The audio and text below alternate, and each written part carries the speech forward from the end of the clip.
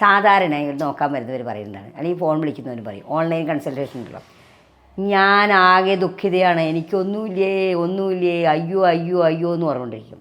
അങ്ങനെ പറച്ചിലിൻ്റെ നെഗറ്റീവാണ് അല്ലേ. അപ്പം ഞാൻ പറയും, നിങ്ങൾക്ക് എന്താവും ഇല്ലാത്തത്, എന്താ ഉള്ളത്? ജാതകം അങ്ങനെയാണ്, ഏതോ ദേവേനി പറഞ്ഞു, മറ്റൊരു പറഞ്ഞു, എൻ്റെ ജാതകത്തിൽ ഭാഗ്യമില്ല. ഭാഗ്യം എന്ന് പറയുന്നത് ജാതകത്തിലുള്ളതൊന്നുമല്ല. ജാതകത്തിൽ എന്തുകൊണ്ടാവട്ടെ, ഈ ജാതകത്തിൽ ഇങ്ങനെ വരാൻ കാരണം എന്താ? നമുക്കൊരു കുഞ്ഞുണ്ടാവുന്ന സമയത്ത് നമ്മളെപ്പോഴും കപ്പിൾസ്, ഹസ്ബൻഡ് ആൻഡ് വൈഫ് അല്ലെങ്കിൽ ഭാര്യാഭർത്താക്കന്മാർ വളരെ സന്തോഷമായിരിക്കും മാത്രമേ കുഞ്ഞുണ്ടാവാവൂ, അല്ലെങ്കിൽ വലിയ ബുദ്ധിമുട്ടാണ്. ആ കുഞ്ഞുണ്ടാവുന്ന സമയത്ത് മാതാപിതാക്കളുടെ മാനസികാവസ്ഥ എന്താണോ അതനുസരിച്ചാണ് കുഞ്ഞിൻ്റെ തലയിലെഴുത്താകുന്നത്, അത് ഉറപ്പാണ്.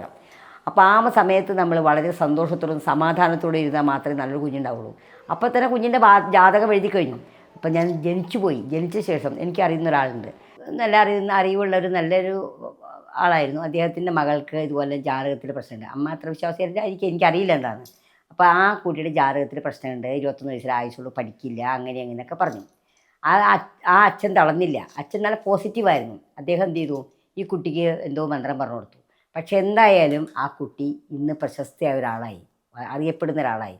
അപ്പം നമ്മൾ പറയുന്നത് നമ്മുടെ ജാതകത്തിലെ ഭാഗ്യദോഷമോ എന്തെങ്കിലും ആവട്ടെ, നമ്മൾ അതിനെയൊക്കെ അതിജീവിക്കാൻ നോക്കണം. അതെങ്ങനെയാണെന്ന് വിചാരിച്ചു കഴിഞ്ഞാൽ നമ്മുടെ ഒരു പോസിറ്റീവ് എനർജി ആ ആളിൽ നമ്മൾ സൃഷ്ടിക്കണം.